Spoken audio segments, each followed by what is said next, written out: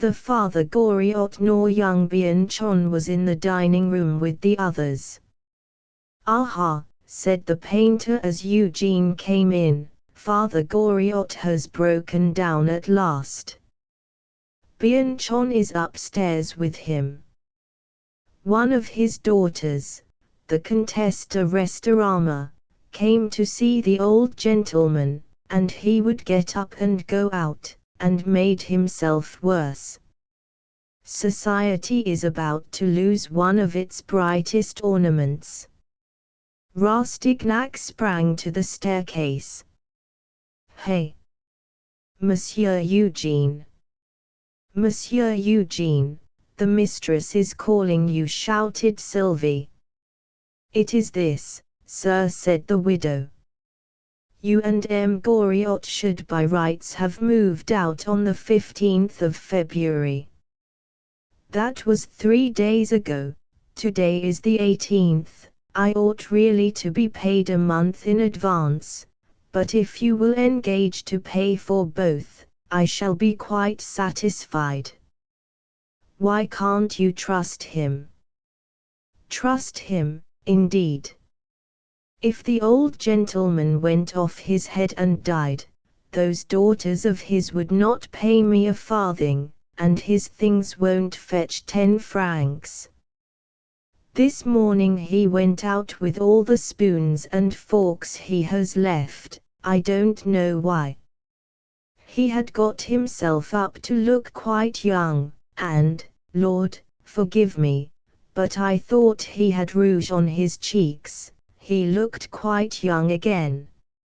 "I will be responsible," said Eugene, shuddering with horror, for he foresaw the end. He climbed the stairs and reached Father Goriot's room. The old man was tossing on his bed. Bianchon was with him. "Good evening, Father," said Eugene. The old man turned his glassy eyes on him, smiled gently, and said, "How is she?" "She is quite well. But how are you?" "There is nothing much the matter." "Don't tire him," said Bianchon, drawing Eugene into a corner of the room. "Well?" asked Rastignac. "Nothing but a miracle can save him now. Serous congestion has set in, I have put on mustard plasters, and luckily he can feel them, they are acting." "Is it possible to move him?" "Quite out of the question. He must stay where he is, and be kept as quiet as possible." "Dear Bianchon," said Eugene, "we will nurse him between us. I have had the head physician round from my hospital to see him." "And what did he say?" "He will give no opinion till tomorrow evening. He promised to look in again at the end of the day. Unluckily, the preposterous creature must needs go and do something foolish this morning, he will not say what it was. He is as obstinate as a mule. As soon as I begin to talk to him he pretends not to hear, and lies as if he were asleep instead of answering, or if he opens his eyes he begins to groan. Sometime this morning he went out on foot in the streets, nobody knows where he went, and he took everything that he had of any value with him. He has been driving some confounded bargain, and it has been too much for his strength. One of his daughters has been here." "Was it the Countess?" asked Eugene. "A tall, dark-haired woman, with large bright eyes, slender figure, and little feet." "Yes." "Leave him to me for a bit," said Rastignac. "I will make him confess, he will tell me all about it. And meanwhile I will get my dinner. But try not to excite him, there is still some hope left. All right. How they will enjoy themselves tomorrow, said Father Goriot when they were alone. They are going to a grand ball. What were you doing this morning, Papa, to make yourself so poorly this evening that you have to stop in bed? Nothing. Did not Anastasie come to see you? Demanded Rastignac. Yes, said Father Goriot. Well, then, don't keep anything from me. What more did she want of you? Oh, she was very miserable, he answered, gathering up all his strength to speak. It was this way, my boy. Since that affair of the diamonds, Nacy has not had a penny of her own. For this ball she had ordered a golden gown like a setting for a jewel. Her mantua maker, a woman without a conscience, would not give her credit, so Nacy's waiting woman advanced 1,000 francs on account. Poor Nacy! Reduced to such shifts. It cut me to the heart to think of it. But when Nacy's maid saw how things were between her master and mistress, she was afraid of losing her money, and came to an understanding with the dressmaker, and the woman refuses to send the ball dress until the money is paid. The gown is ready, and the ball is tomorrow night. Nacy was in despair. She wanted to borrow my forks and spoons to pawn them. Her husband is determined that she shall go and wear the diamonds, so as to contradict the stories that are told all over Paris. How can she go to that heartless scoundrel and say, I owe 1,000 francs to my dressmaker, pay her for me? She cannot. I saw that myself. Delphine will be there too in a superb toilette, and Anastasie ought not to be outshone by her younger sister. And then, she was drowned in tears, poor girl. I felt so humbled yesterday when I had not the 12,000 francs, that I would have given the rest of my miserable life to wipe out that wrong. You see, I could have borne anything once, but latterly this want of money has broken my heart. Oh! I did not do it by halves, I titivated myself up a bit, and went out and sold my spoons and forks and buckles for 600 francs, then I went to old Daddy Gobseck, and sold a year's interest on my annuity for 400 francs down. Pshaw! I can live on dry bread, as I did when I was a young man. If I have done it before, I can do it again. My Nacy shall have one happy evening, at any rate. She shall be smart. The banknote for 1,000 francs is under my pillow. It warms me to have it lying there under my head, for it is going to make my poor Nacy happy. She can turn that bad girl Victoire out of the house. A servant that cannot trust her mistress. Did anyone ever hear the like? I shall be quite well tomorrow. Nacy is coming at 10 o'clock. They must not think that I am ill, or they will not go to the ball, they will stop and take care of me. Tomorrow Nacy will come and hold me in her arms as if I were one of her children, her kisses will make me well again. After all, I might have spent the 1,000 francs on physic. I would far rather give them to my little Nacy, who can charm all the pain away. At any rate, I am some comfort to her in her misery, and that makes up for my unkindness in buying an annuity. She is in the depths, and I cannot draw her out of them now. Oh! I will go into business again. I will buy wheat in Odessa. Out there, wheat fetches a quarter of the price it sells for here. There is a law against the importation of grain, but the good folk who made the law forgot to prohibit the introduction of wheat products and foodstuffs made from corn. Hey! Hey! That struck me this morning. There is a fine trade to be done in starch. Eugene, watching the old man's face, thought that his friend was light-headed.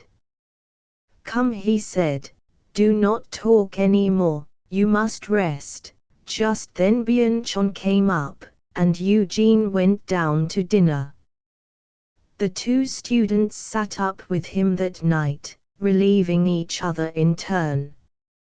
Bianchon brought up his medical books and studied. Eugene wrote letters home to his mother and sisters. Next morning Bianchon thought the symptoms more hopeful, but the patient's condition demanded continual attention, which the two students alone were willing to give, a task impossible to describe in the squeamish phraseology of the epoch. Leeches must be applied to the wasted body, the poultices and hot foot baths, and other details of the treatment required the physical strength and devotion of the two young men. Mme de Restaud did not come, but she sent a messenger for the money. I expected she would come herself, but it would have been a pity for her to come. She would have been anxious about me, said the father, and to all appearances he was well content. At 7 o'clock that evening Thais came with a letter from Delphine. What are you doing, dear friend? I have been loved for a very little while, and I am neglected already. In the confidences of heart and heart, I have learned to know your soul. You are too noble not to be faithful forever, for you know that love with all its infinite subtle changes of feeling is never the same. Once you said, as we were listening to the prayer in Mos Inagito, for some it is the monotony of a single note, for others, it is the infinite of sound. Remember that I am expecting you this evening to take me to Mme de Beauchiant's ball. Everyone knows now that the king signed M.D. Ajuda's marriage contract this morning, and the poor Vicomtesse knew nothing of it until 2 o'clock this afternoon. All Paris will flock to her house, of course, just as a crowd fills the Place de Grève to see an execution. It is horrible, is it not, to go out of curiosity to see if she will hide her anguish, and whether she will die courageously.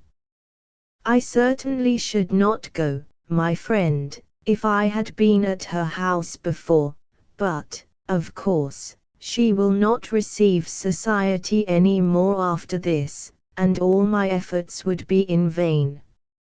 My position is a very unusual one, and besides, I am going there partly on your account.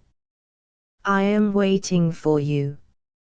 If you are not beside me in less than 2 hours, I do not know whether I could forgive such treason.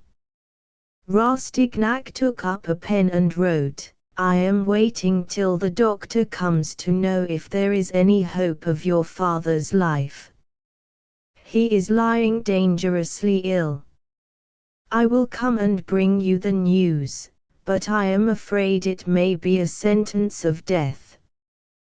When I come you can decide whether you can go to the ball. Yours 1,000 times. At 8:30 the doctor arrived. He did not take a very hopeful view of the case, but thought that there was no immediate danger. Improvements and relapses might be expected, and the good man's life and reason hung in the balance. It would be better for him to die at once, the doctor said as he took leave. Eugene left Goriot to Bianchon's care, and went to carry the sad news to Mme de Nucingen. Family feeling lingered in her, and this must put an end for the present to her plans of amusement. Tell her to enjoy her evening as if nothing had happened, cried Goriot. He had been lying in a sort of stupor, but he suddenly sat upright as Eugene went out. Eugene, half heartbroken, entered Delphine's. Her hair had been dressed, she wore her dancing slippers, she had only to put on her ball dress, but when the artist is giving the finishing stroke to his creation, the last touches require more time than the whole groundwork of the picture. "Why, you are not dressed," she cried. "Madam, your father, my father again," she exclaimed, breaking in upon him. "You need not teach me what is due to my father, I have known my father this long while." "Not a word, Eugene. I will hear what you have to say when you are dressed. My carriage is waiting, take it, go round to your rooms and dress, Thais has put out everything in readiness for you. Come back as soon as you can, we will talk about my father on the way to Mme de Beauchiant's. We must go early, if we have to wait our turn in a row of carriages. We shall be lucky if we get there by 11 o'clock. Madam, quick, not a word," she cried, darting into her dressing room for a necklace.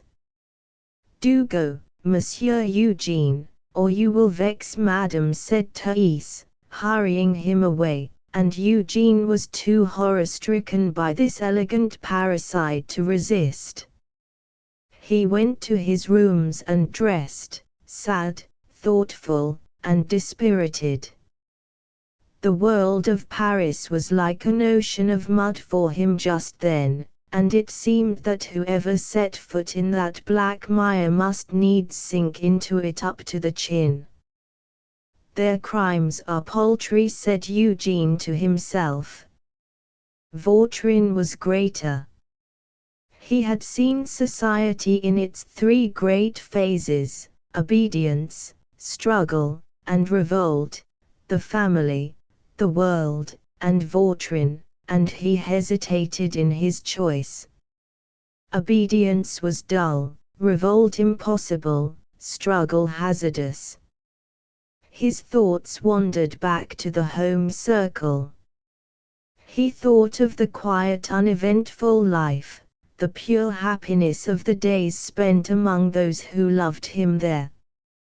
Those loving and beloved beings passed their lives in obedience to the natural laws of the hearth, and in that obedience found a deep and constant serenity, unvexed by torments such as these. Yet, for all his good impulses, he could not bring himself to make profession of the religion of pure souls to Delphine, nor to prescribe the duties of piety to her in the name of love. His education had begun to bear its fruits, he loved selfishly already. Besides, his tact had discovered to him the real nature of Delphine. He divined instinctively that she was capable of stepping over her father's corpse to go to the ball, and within himself he felt that he had neither the strength of mind to play the part of mentor, nor the strength of character to vex her, nor the courage to leave her to go alone. "She would never forgive me for putting her in the wrong over it," he said to himself. Then he turned the doctor's dictum over in his mind.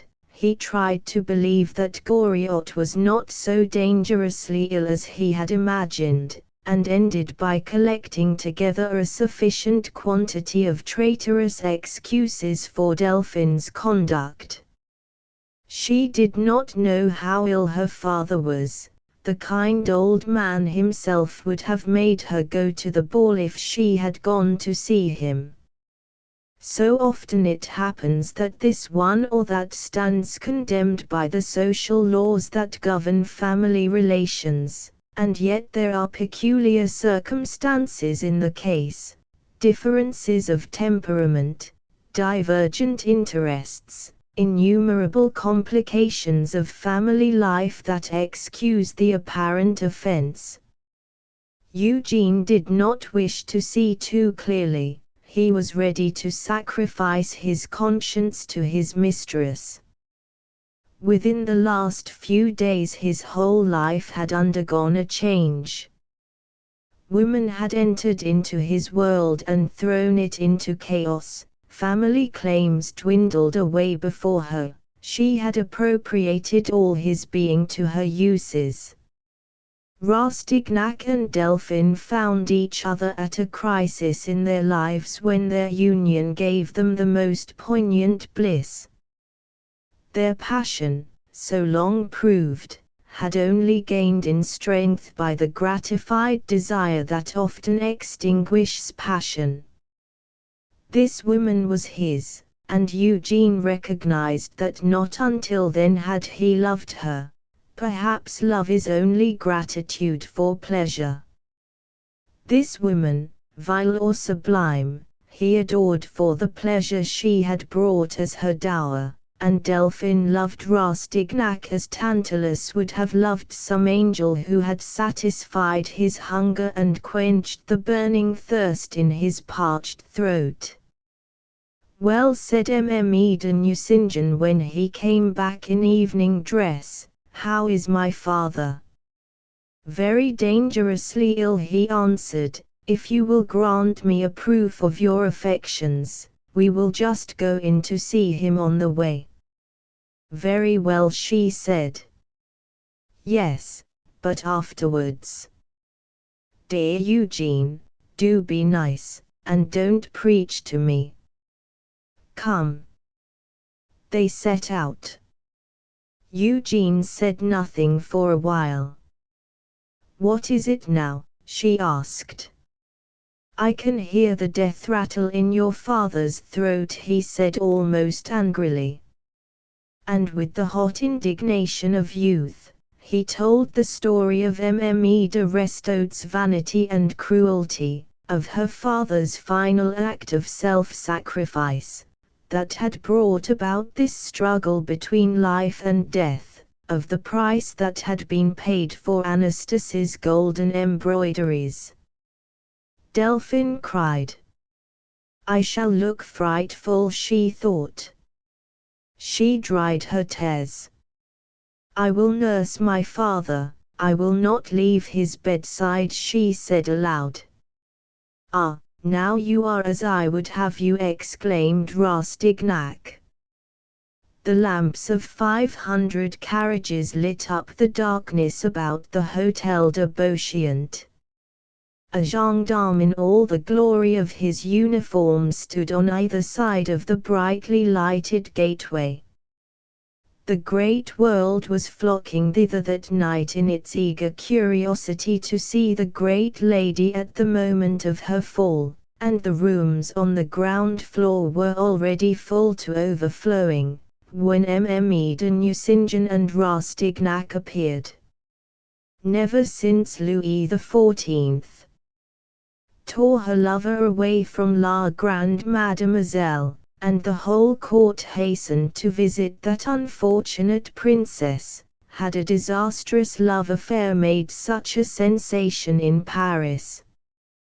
But the youngest daughter of the almost royal house of Burgundy had risen proudly above her pain, and moved till the last moment like a queen in this world. Its vanities had always been valueless for her, save in so far as they contributed to the triumph of her passion. The salons were filled with the most beautiful women in Paris, resplendent in their toilettes, and radiant with smiles. Ministers and ambassadors, the most distinguished men at court, men bedizened with decorations, stars, and ribbons, men who bore the most illustrious names in France, had gathered about the Vicomtesse. The music of the orchestra vibrated in wave after wave of sound from the golden ceiling of the palace, now made desolate for its queen. Madame de Beauchamp stood at the door of the first salon to receive the guests who were styled her friends. She was dressed in white, and wore no ornament in the plaits of hair braided about her head. Her face was calm, there was no sign there of pride, nor of pain, nor of joy that she did not feel. No one could read her soul. She stood there like some Niobe carved in marble. For a few intimate friends there was a tinge of satire in her smile, but no scrutiny saw any change in her, nor had she looked otherwise in the days of the glory of her happiness. The most callous of her guests admired her as young Rome applauded some gladiator who could die smiling. It seemed as if society had adorned itself for a last audience of one of its sovereigns. "I was afraid that you would not come," she said to Rastignac. "Madam," he said, in an unsteady voice, taking her speech as a reproach, "I shall be the last to go, that is why I am here." "Good," she said, and she took his hand.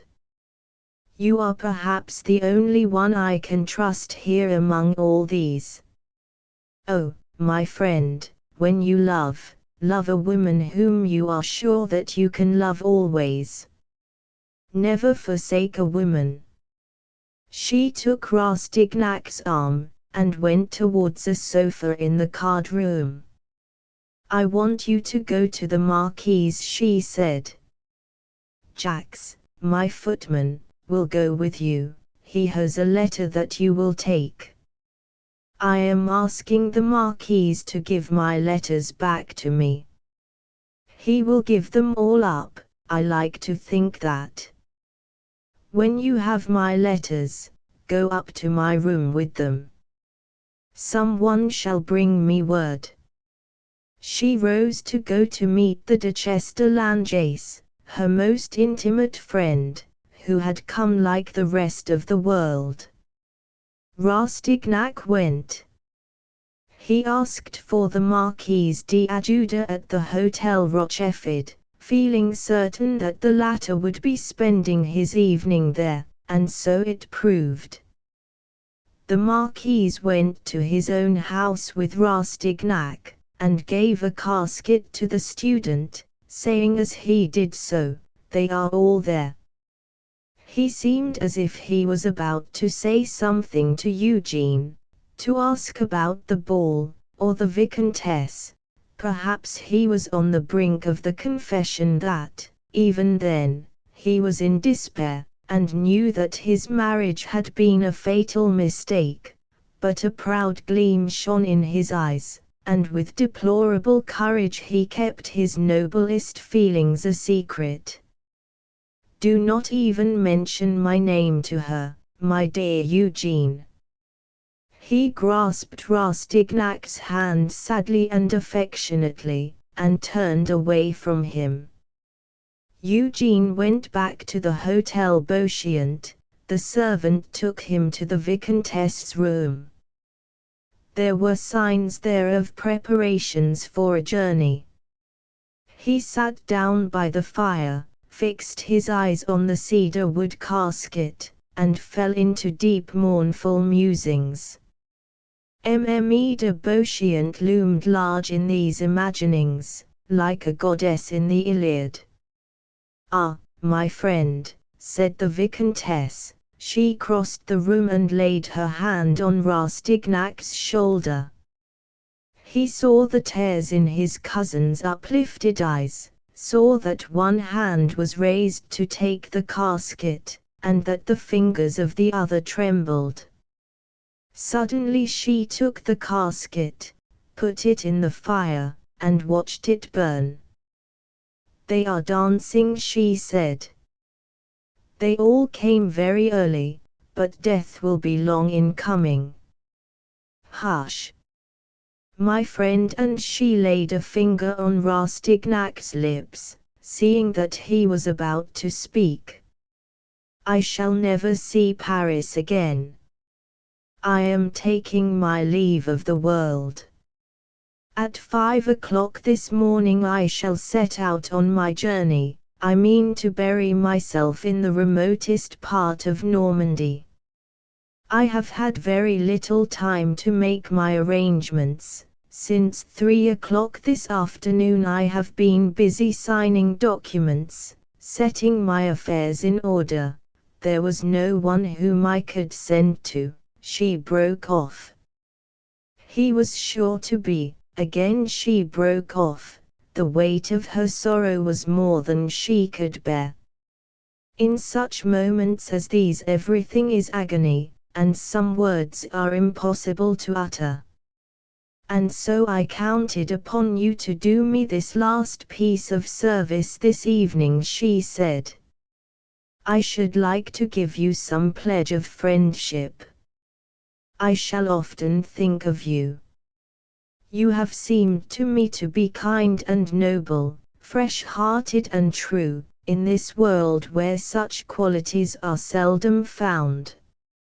I should like you to think sometimes of me. Stay," she said, glancing about her, "there is this box that has held my gloves.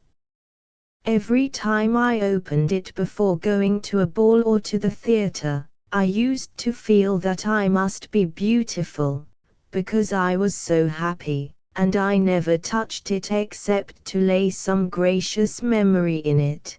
There is so much of my old self in it, of a Madame de Beauchamp who now lives no longer. Will you take it? I will leave directions that it is to be sent to you in the Rue d'Artois. Mme de Nucingen looked very charming this evening. Eugene, you must love her. Perhaps we may never see each other again, my friend, but be sure of this, that I shall pray for you who have been kind to me. Now, let us go downstairs. People shall not think that I am weeping.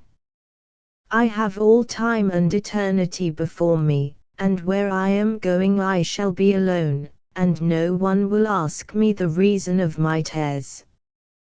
One last look round first." She stood for a moment. Then she covered her eyes with her hands for an instant, dashed away the tears, bathed her face with cold water, and took the student's arm. "Let us go," she said. This suffering, endured with such noble fortitude, shook Eugene with a more violent emotion than he had felt before. They went back to the ballroom, and Mme de Beauchamp went through the rooms on Eugene's arm, the last delicately gracious act of a gracious woman. In another moment he saw the sisters, Mme de Restaud and Mme de Nucingen.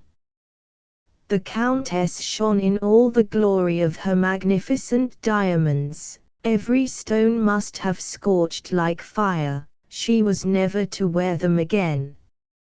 Strong as love and pride might be in her, she found it difficult to meet her husband's eyes. The sight of her was scarcely calculated to lighten Rastignac's sad thoughts. Through the blaze of those diamonds he seemed to see the wretched pallet bed on which Father Goriot was lying. The Vicomtesse misread his melancholy. She withdrew her hand from his arm. "Come," she said, "I must not deprive you of a pleasure. Eugene was soon claimed by Delphine. She was delighted by the impression that she had made, and eager to lay at her lover's feet the homage she had received in this new world in which she hoped to live and move henceforth. "What do you think of Nacy?" she asked him. "She has discounted everything, even her own father's death," said Rastignac. Towards 4 o'clock in the morning the rooms began to empty. A little later the music ceased, and the Duchesse de Langeais and Rastignac were left in the great ballroom. The Vicomtesse, who thought to find the student there alone, came back there at last. She had taken leave of M. de Beauchamp, who had gone off to bed, saying again as he went, "It is a great pity, my dear, to shut yourself up at your age. Pray stay among us." Mme. de Beauchamp saw the Duchesse, and, in spite of herself, an exclamation broke from her. "I saw how it was," Clara said. Mme. de Langeais. "You are going from among us, and you will never come back. But you must not go until you have heard me, until we have understood each other." She took her friend's arm, and they went together into the next room. There the Duchess looked at her with tears in her eyes. She held her friend in close embrace and kissed her cheek. "I could not let you go without a word, dearest. The remorse would have been too hard to bear. You can count upon me as surely as upon yourself. You have shown yourself great this evening. I feel that I am worthy of our friendship, and I mean to prove myself worthy of it. I have not always been kind, I was in the wrong, forgive me, dearest. I wish I could unsay anything that may have hurt you. I take back those words. One common sorrow has brought us together again, for I do not know which of us is the more miserable. M. de Montriveau was not here tonight. Do you understand what that means? None of those who saw you tonight, Clara, will ever forget you. I mean to make one last effort. If I fail, I shall go into a convent." "Clara, where are you going?" "Into Normandy, to Courcelles. I shall love and pray there until the day when God shall take me from this world. M. de Rastignac," called the Vicomtesse, in a tremulous voice, remembering that the young man was waiting there. The student knelt to kiss his cousin's hand. "Goodbye, Antoinette," said Mme. de Beauchamp. "May you be happy." She turned to the student. "You are young," she said, "you have some beliefs still left. I have been privileged, like some dying people, to find sincere and reverent feeling in those about me as I take my leave of this world." It was nearly 5 o'clock that morning when Rastignac came away. He had put Mme. de Beauchamp into her travelling carriage, and received her last farewells, spoken amid fast-falling tears, for no greatness is so great that it can rise above the laws of human affection, or live beyond the jurisdiction of pain, as certain demagogues would have the people believe. Eugene returned on foot to the Maison Vauquer through the cold and darkness. His education was nearly complete. "There is no hope for poor Father Goriot," said Bianchon, as Rastignac came into the room. Eugene looked for a while at the sleeping man, then he turned to his friend. "Dear fellow, you are content with the modest career you have marked out for yourself, keep to it.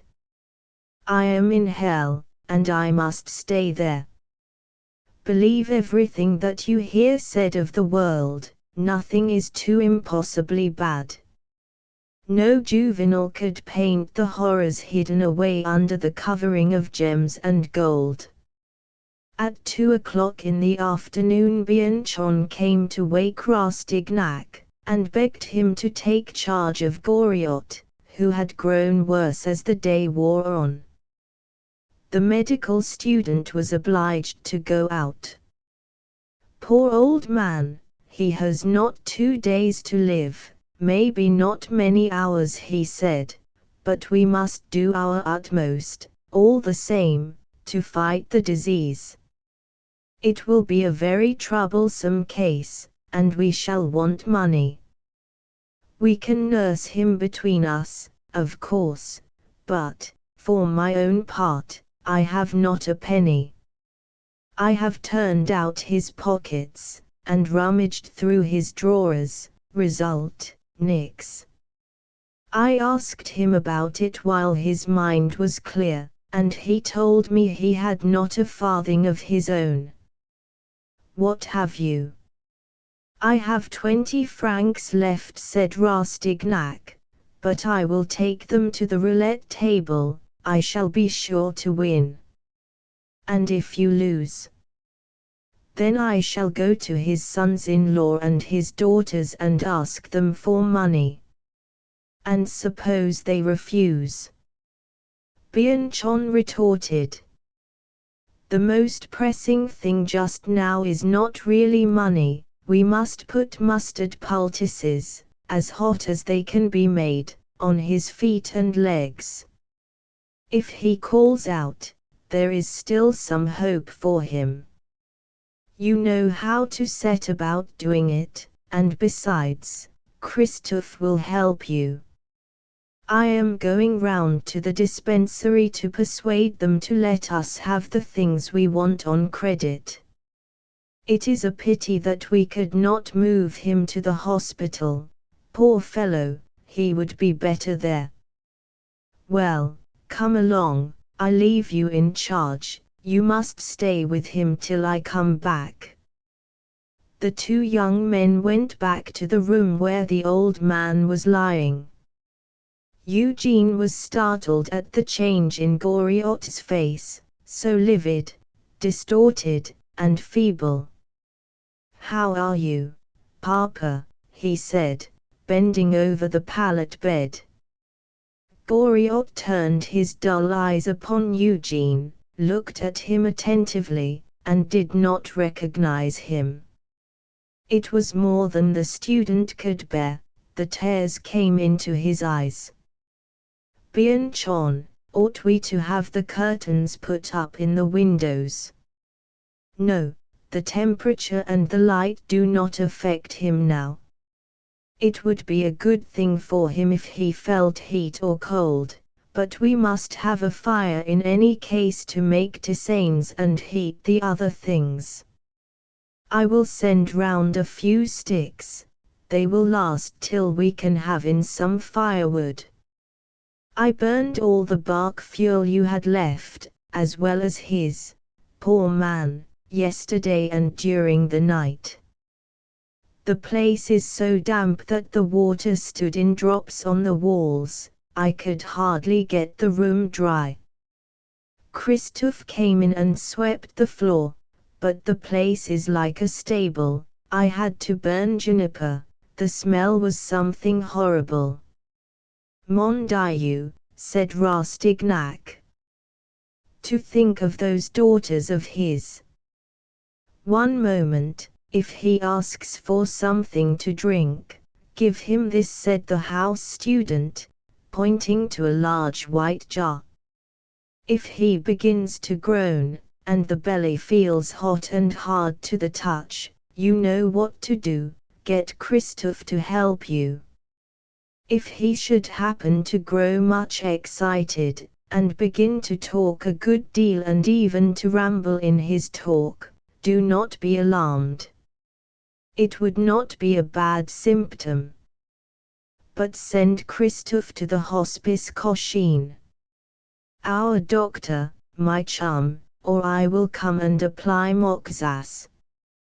We had a great consultation this morning while you were asleep. A surgeon, a pupil of Gall's came, and our house surgeon, and the head physician from the Hotel Dieu. Those gentlemen considered that the symptoms were very unusual and interesting. The case must be carefully watched, for it throws a light on several obscure and rather important scientific problems. One of the authorities says that if there is more pressure of serum on one or other portion of the brain, it should affect his mental capacities in such and such directions.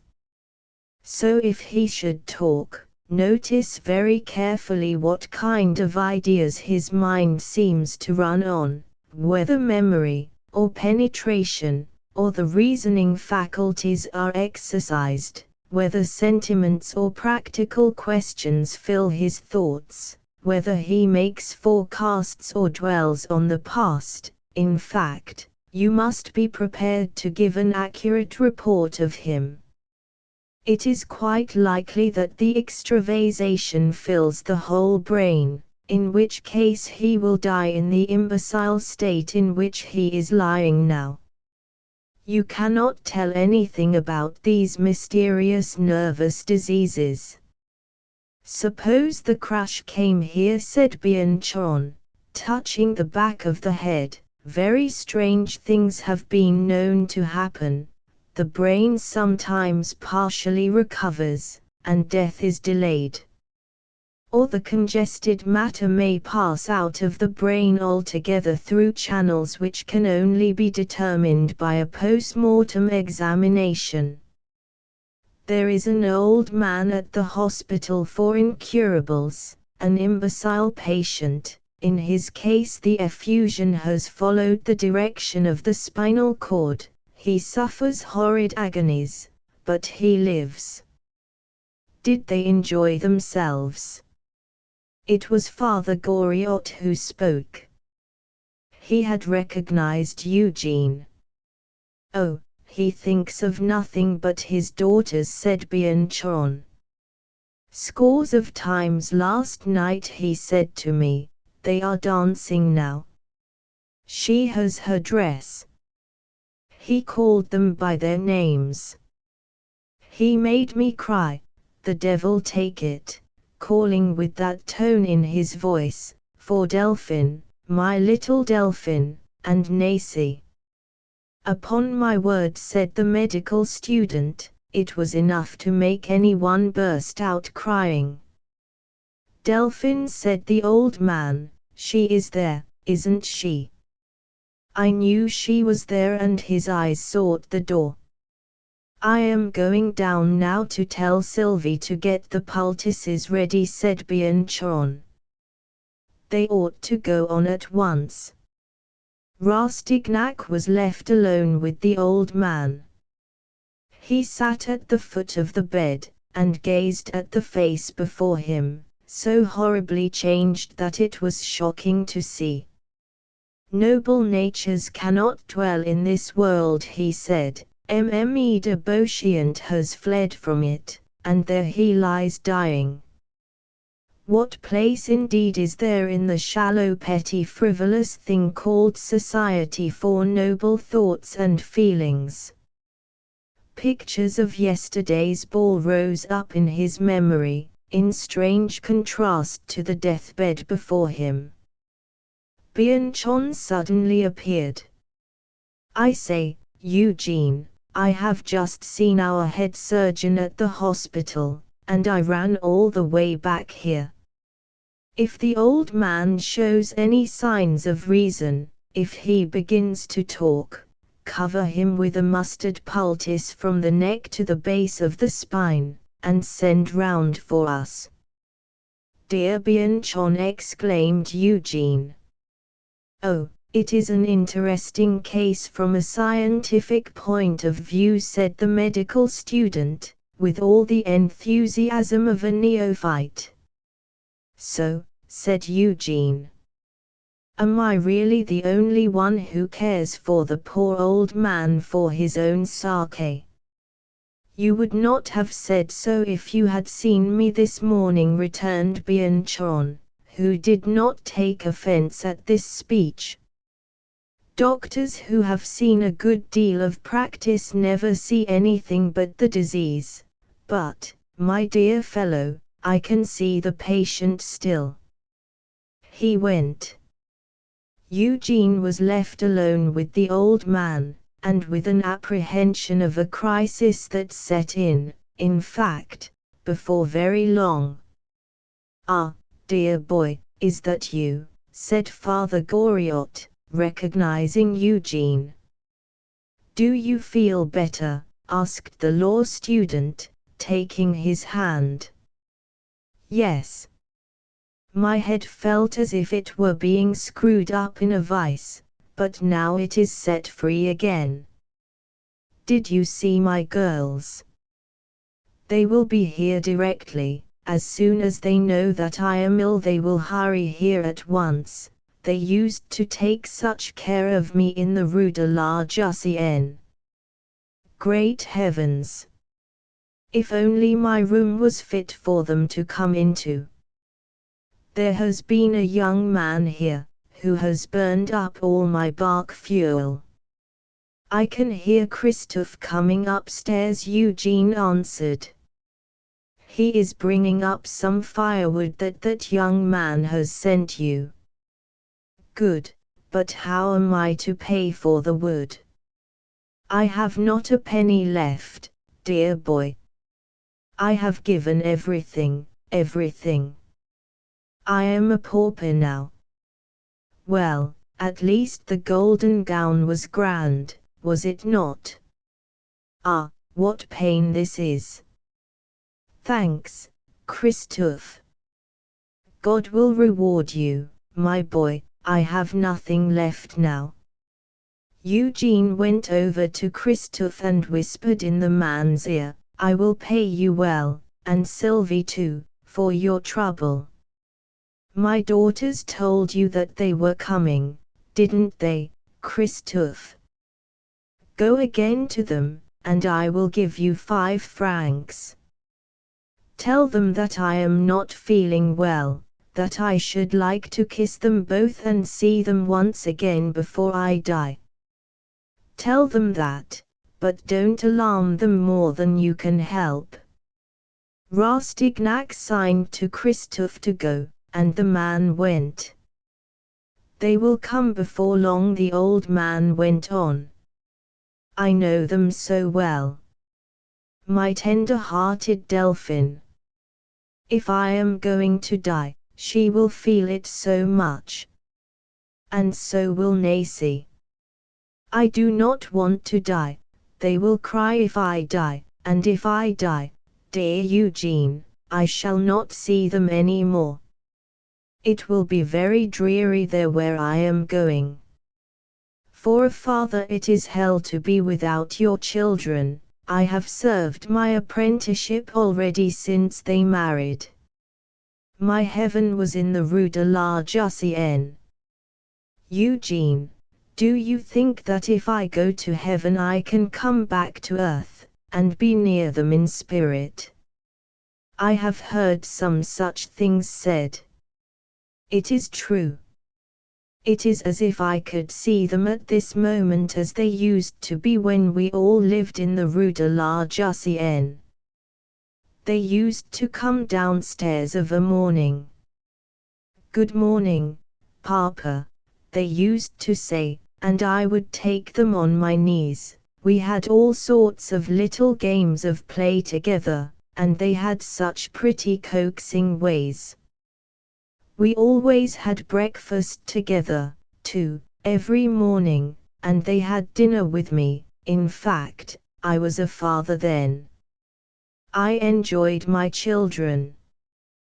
They did not think for themselves so long as they lived in the Rue de la Jussienne. They knew nothing of the world.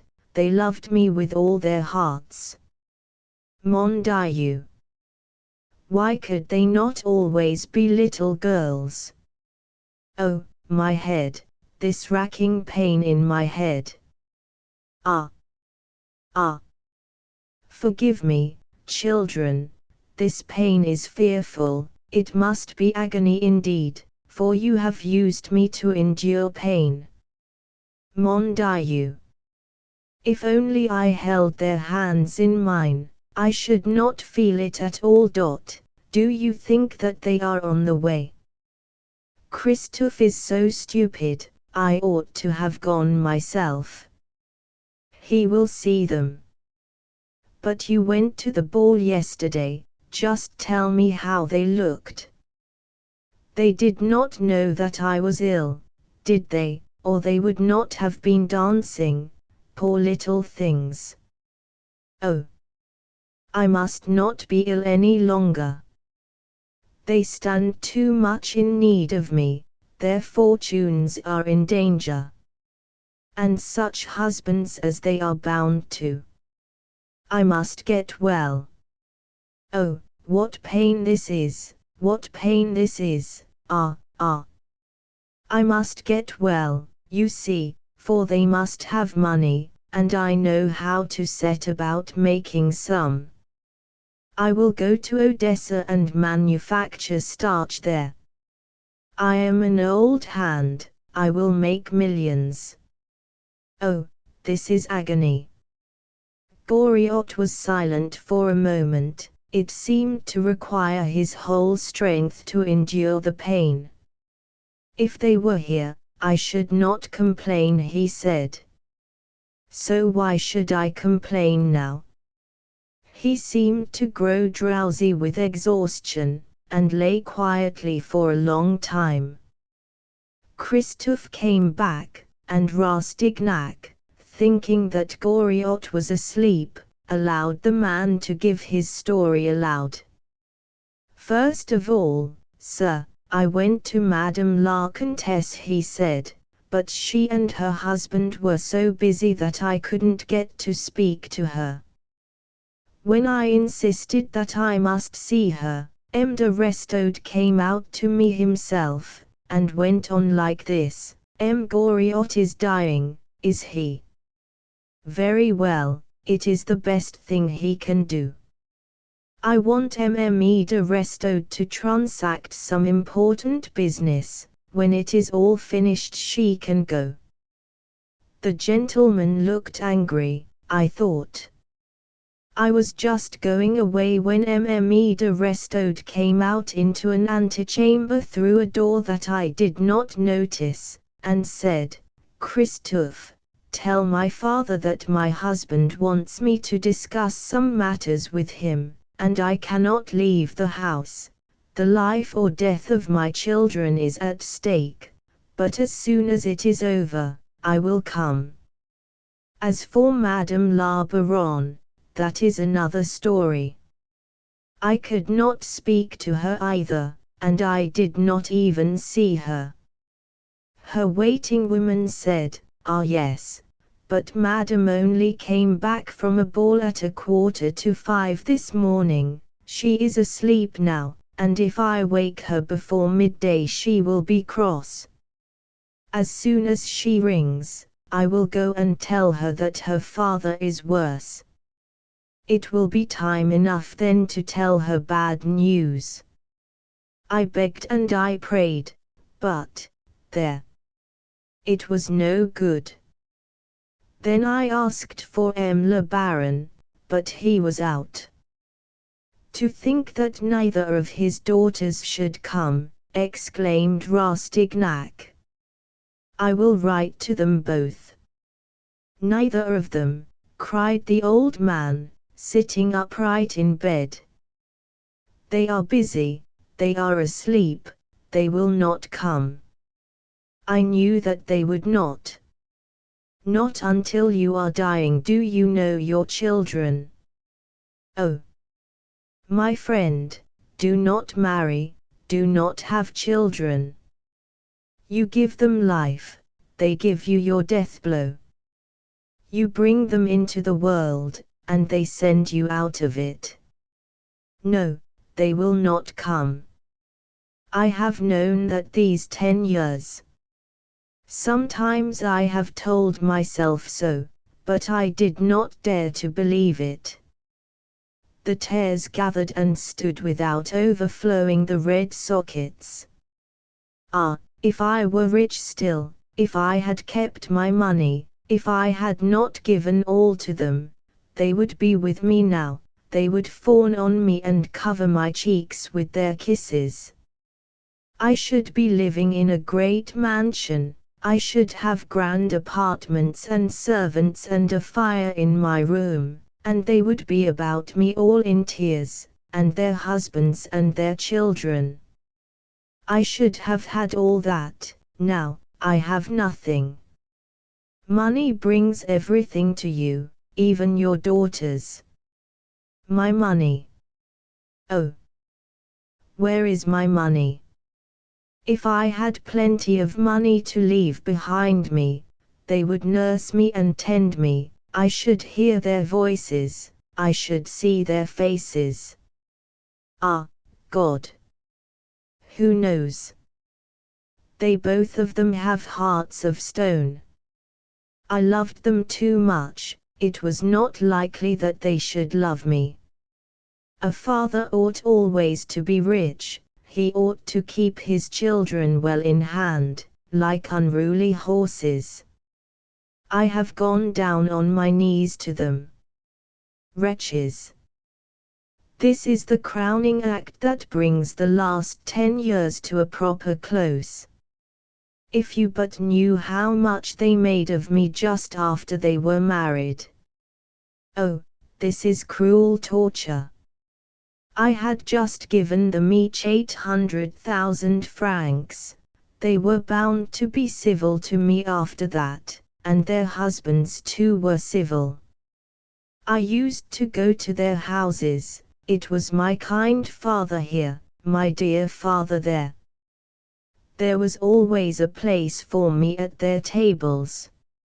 I used to dine with their husbands now and then, and they were very respectful to me. I was still worth something, they thought. How should they know? I had not said anything about my affairs. It is worthwhile to be civil to a man who has given his daughters 800,000 francs apiece, and they showed me every attention then, but it was all for my money. Grand people are not great. I found that out by experience. I went to the theatre with them in their carriage, I might stay as long as I cared to stay at their evening parties. In fact, they acknowledged me their father, publicly they owned that they were my daughters. But I was always a shrewd one, you see, and nothing was lost upon me. Everything went straight to the mark and pierced my heart. I saw quite well that it was all sham and pretense, but there is no help for such things as these. I felt less at my ease at their dinner table than I did downstairs here. I had nothing to say for myself. So these grand folks would ask in my son-in-law's ear, who may that gentleman be? The father-in-law with the money bags, he is very rich.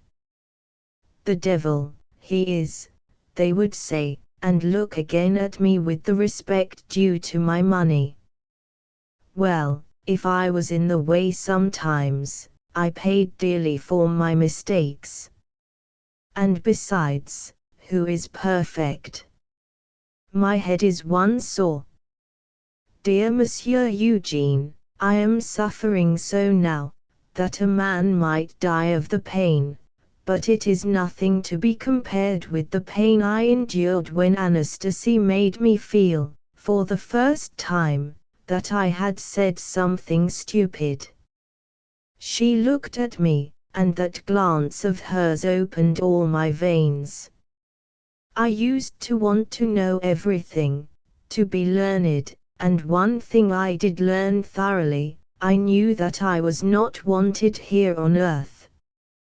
The next day I went to Delphine for comfort, and what should I do there but make some stupid blunder that made her angry with me.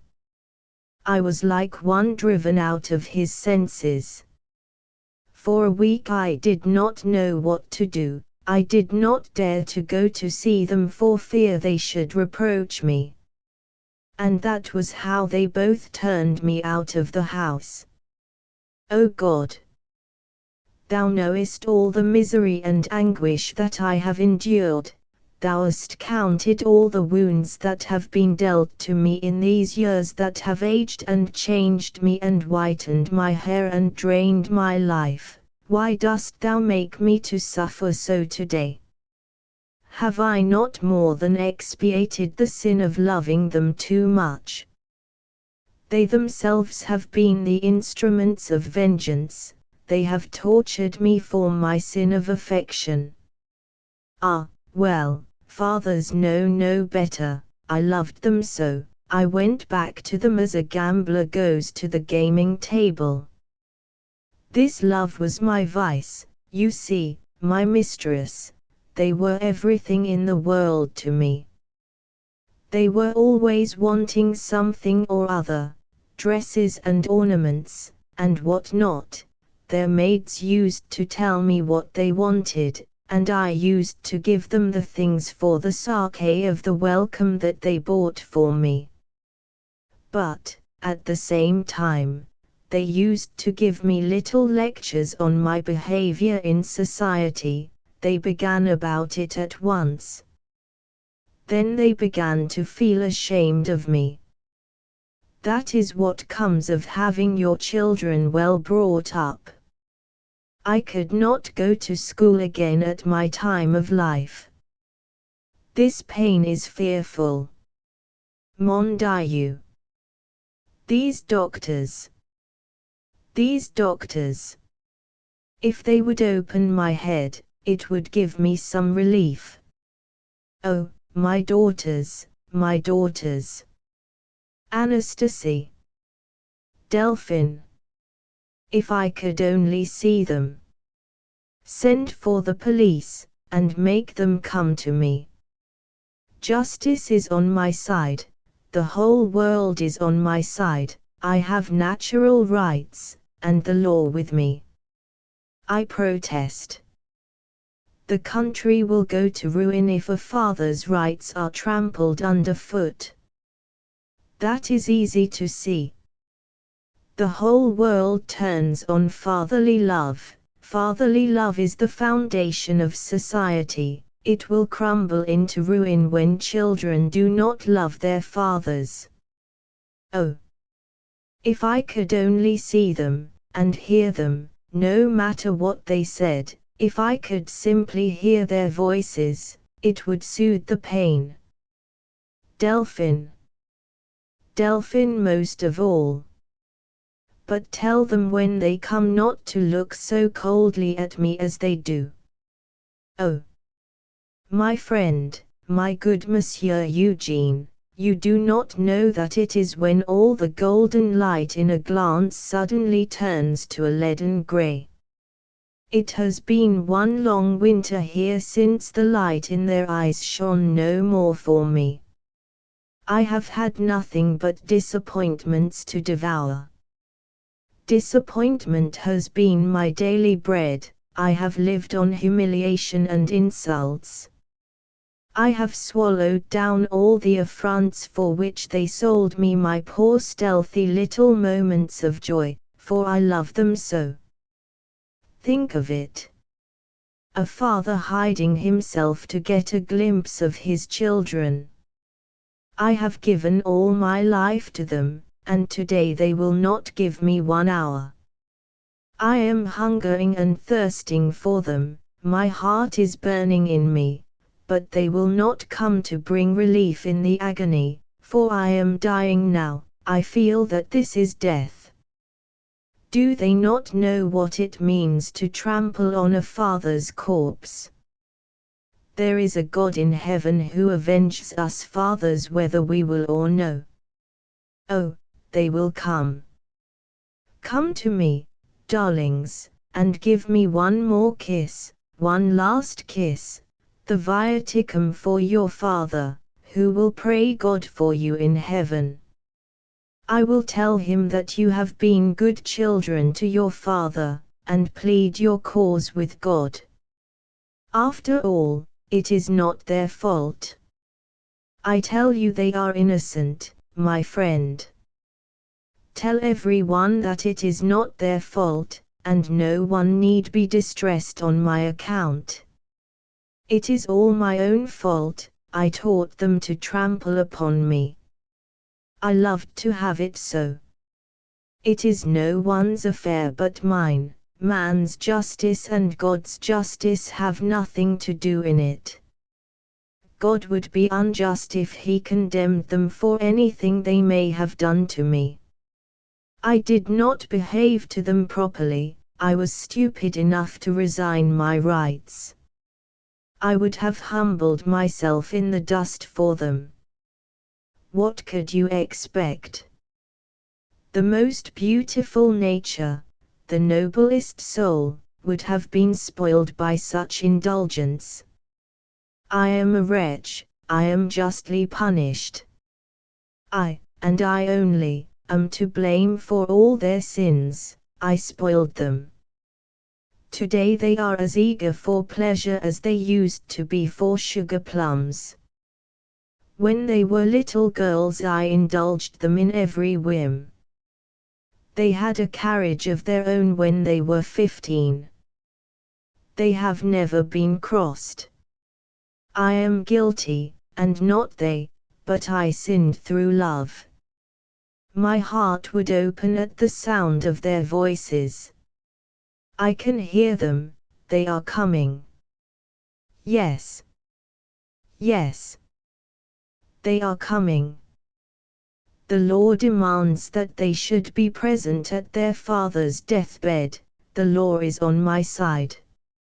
It would only cost them the hire of a cab. I would pay that. Write to them, tell them that I have millions to leave to them. On my word of honor, yes. I am going to manufacture Italian paste foods at Odessa. I understand the trade. There are millions to be made in it. Nobody has thought of the scheme as yet. You see, there will be no waste, no damage in transit, as there always is with wheat and flour. Hey! Hey! And starch too, there are millions to be made in the starch trade. You will not be telling a lie. Millions, tell them, and even if they really come because they covered the money, I would rather let them deceive me, and I shall see them in any case. I want my children. I gave them life, they are mine, mine, and he sat upright. The head thus raised, with its scanty white hair, seemed to Eugene like a threat, every line that could still speak spoke of menace. There, dear father, said Eugene, lie down again, I will write to them at once.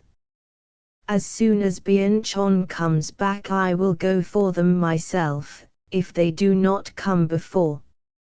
If they do not come, repeated the old man, sobbing. Why, I shall be dead before then, I shall die in a fit of rage, of rage. Anger is getting the better of me. I can see my whole life at this minute. I have been cheated. They do not love me, they have never loved me all their lives. It is all clear to me. They have not come, and they will not come. The longer they put off their coming, the less they are likely to give me this joy. I know them. They have never cared to guess my disappointments, my sorrows, my wants, they never cared to know my life, they will have no presentiment of my death, they do not even know the secret of my tenderness for them. Yes, I see it all now. I have laid my heart open so often, that they take everything I do for them as a matter of course.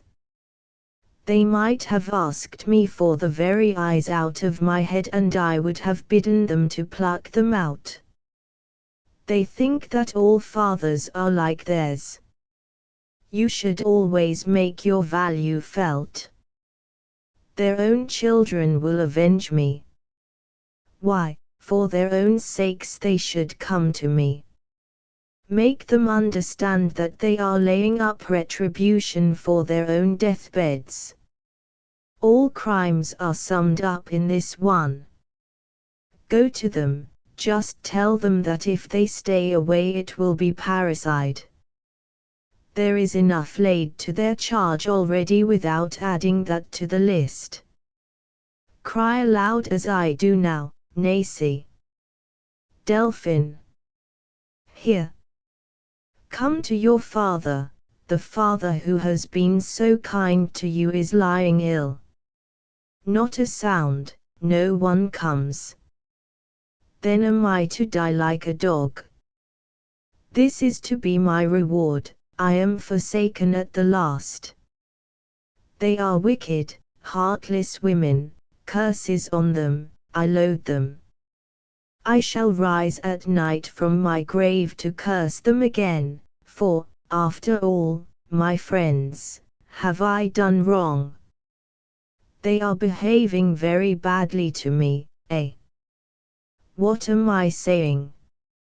Did you not tell me just now that Delphine is in the room? She is more tender-hearted than her sister. Eugene, you are my son, you know.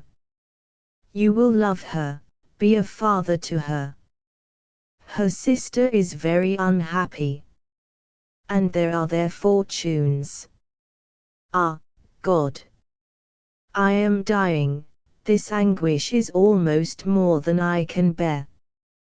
Cut off my head, leave me nothing but my heart. Christophe, shouted Eugene, alarmed by the way in which the old man moaned, and by his cries, go for Mbianchon, and send a cab here for me.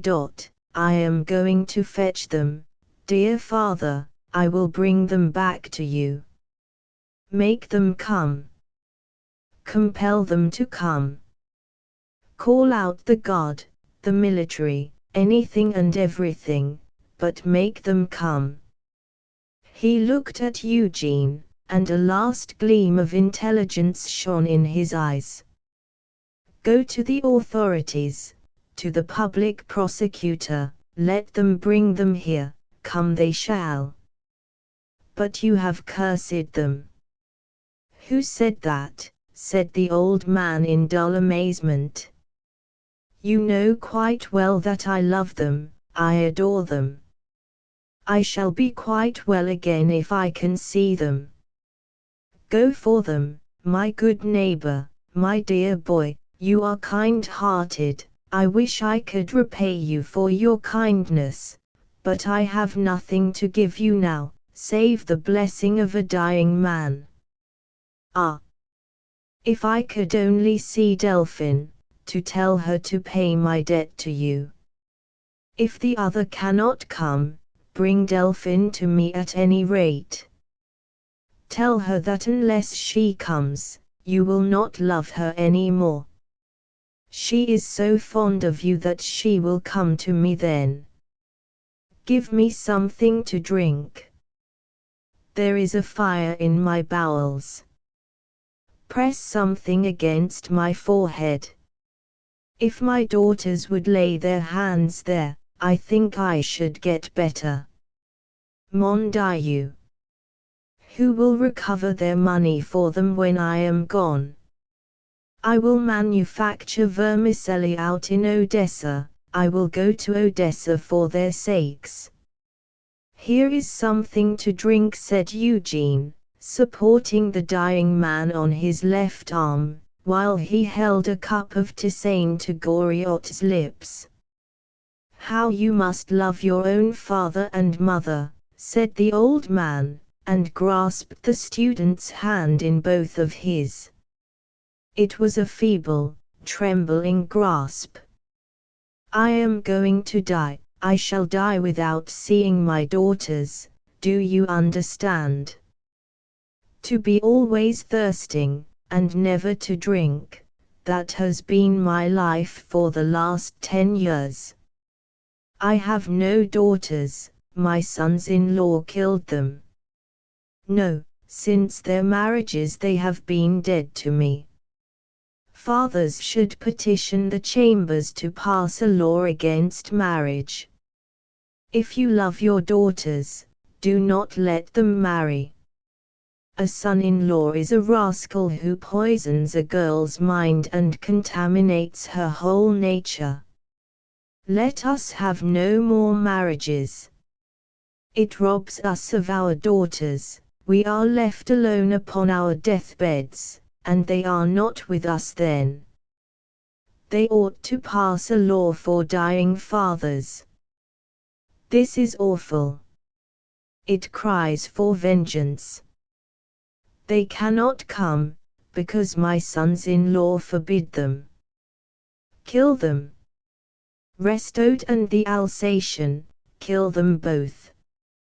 They have murdered me between them. Death or my daughters. Ah! It is too late, I am dying, and they are not here. Dying without them. Nacy. Fine. Why do you not come to me? Your papa is going, dear Father Goriot, calm yourself.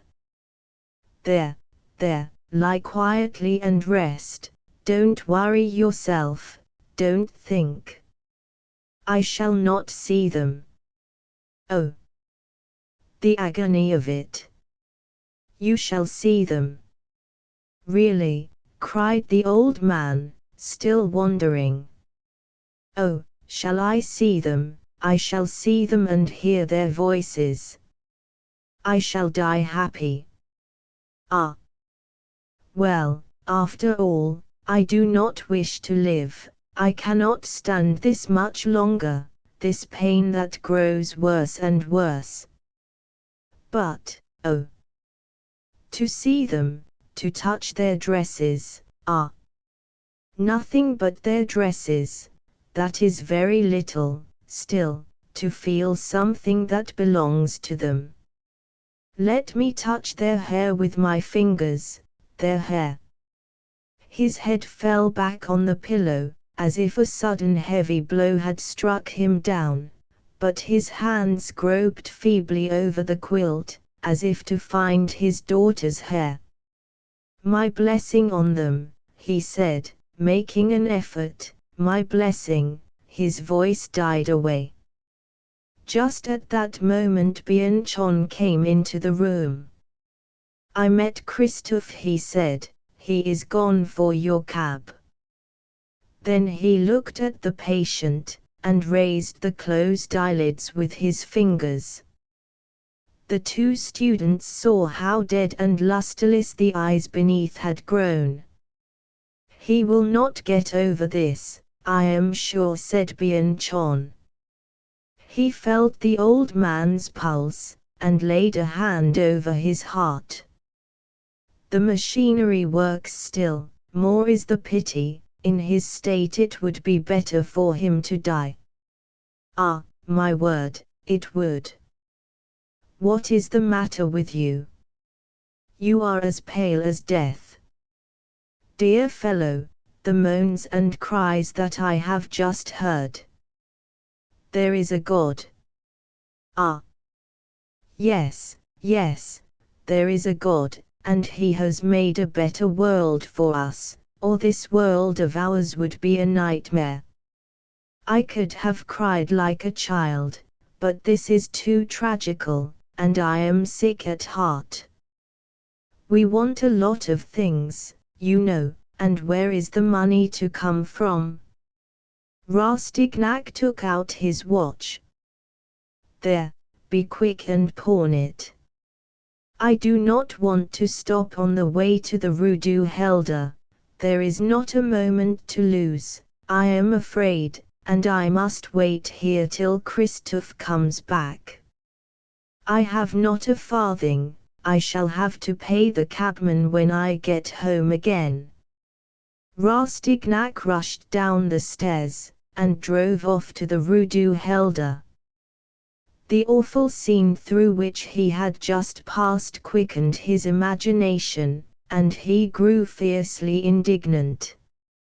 He reached Mme. de Restaud's house only to be told by the servant that his mistress could see no one.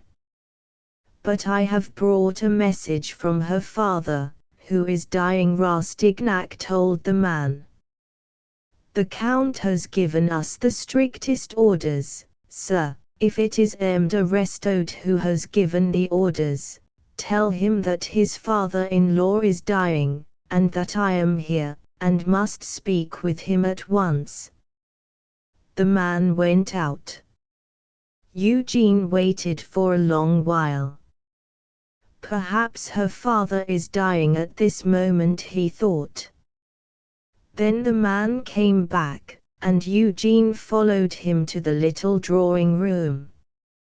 M. de Restaud was standing before the fireless grate, and did not ask his visitor to seat himself. Monsieur le Comte, said Rastignac, M. Goriot, your father-in-law, is lying at the point of death in a squalid den in the Latin Quarter. He has not a penny to pay for firewood, he is expected to die at any moment, and keeps calling for his daughter. I feel very little affection for M. Goriot, sir, as you probably are aware, the Count answered coolly. His character has been compromised in connection with Mme. de Restaud. He is the author of the misfortunes that have embittered my life and troubled my peace of mind. It is a matter of perfect indifference to me if he lives or dies.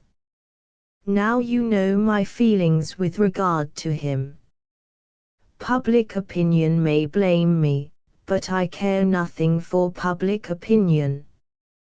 Just now I have other and much more important matters to think about than the things that fools and chatterers may say about me. As for Mme. de Restaud, she cannot leave the house, she is in no condition to do so. And, besides, I shall not allow her to leave it.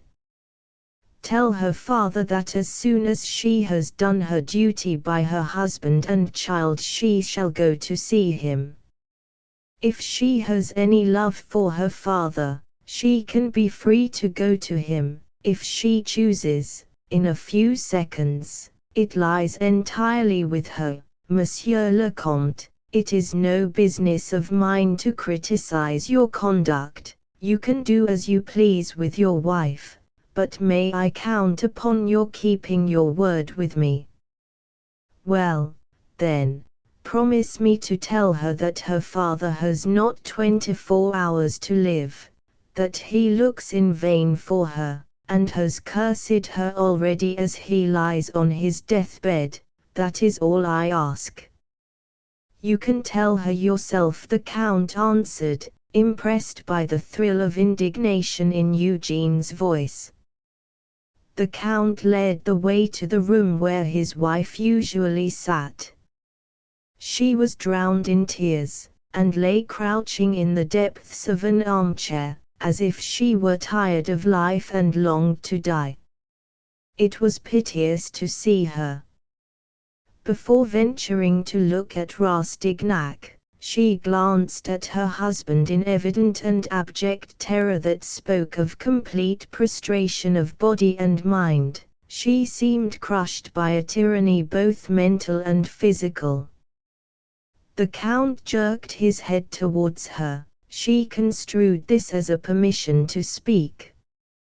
I heard all that you said, monsieur. Tell my father that if he knew all he would forgive me.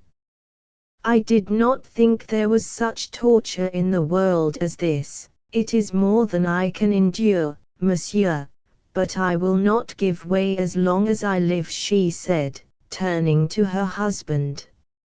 I am a mother. Tell my father that I have never sinned against him in spite of appearances, she cried aloud in her despair. Eugene bowed to the husband and wife. He guessed the meaning of the scene, and that this was a terrible crisis in the Countess' life.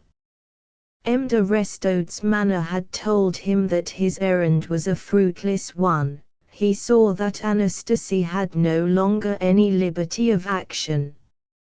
He came away mazed and bewildered, and hurried to Mme de Nucingen. Delphine was in bed. Poor dear Eugene, I am ill, she said. I caught cold after the ball, and I am afraid of pneumonia. I am waiting for the doctor to come.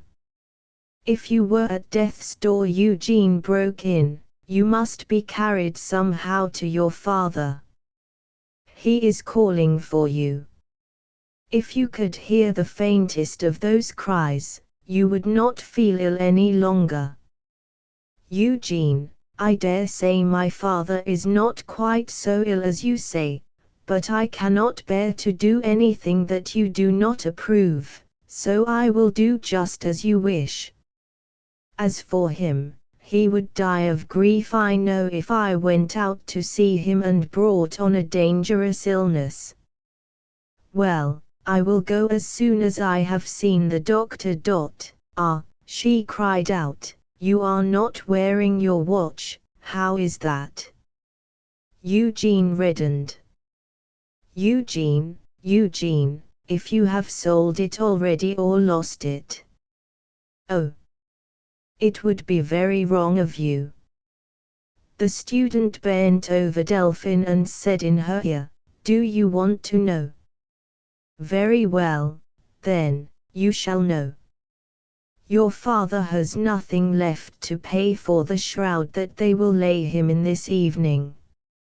Your watch has been pawned, for I had nothing either. Delphine sprang out of bed, ran to her desk, and took out her purse. She gave it to Eugene, and rang the bell, crying, Go.